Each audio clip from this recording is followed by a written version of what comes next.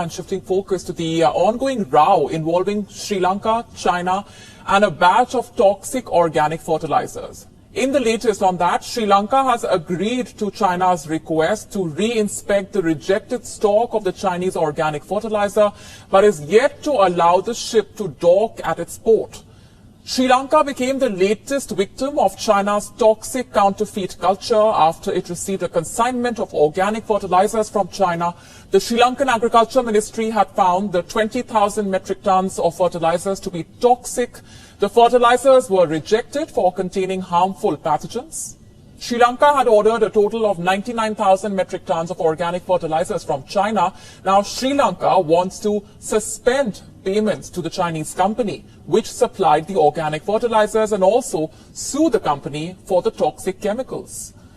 The State Ministry of Agriculture has confirmed that necessary files have been handed over to the Attorney General to pursue legal action as well. Meanwhile, the Chinese government has backed the company. It said that the shipment of fertilizers was requested by Sri Lanka and that samples had passed tests of inspection before export. This shows the Chinese government putting its weight behind a private company in a deal that did not involve the government at all. Sri Lanka has been on a rather ambitious quest to become the world's first organic farming country, but China's counterfeit culture put a sudden stop to the island country's pursuit. Sri Lanka then turned to the best option that it had, that's India, that delivered the first consignment of over 3 million litres of high-quality nano-nitrogen liquid fertilizer. The consignment of 100,000 litres was received at the Bandara Naike International Airport in Katunayake, with an additional 500,000 litres to be imported soon.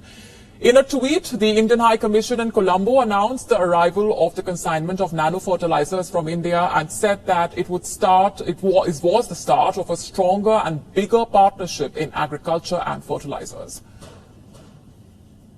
Sri Lanka today agreed to retest and re-evaluate the batch of Chinese organic fertilizer, which were earlier deemed to be contaminated with the harmful bacteria named Erwinia. Now, speaking on the matter, State Minister Shashendra Rajapaksa said that Sri Lanka was in no way forced to conduct these re-evaluations, as they were just adhering to a mere request made by the Chinese embassy here in Sri Lanka, along with officials who initially imported the said batch of organic fertilizer from China.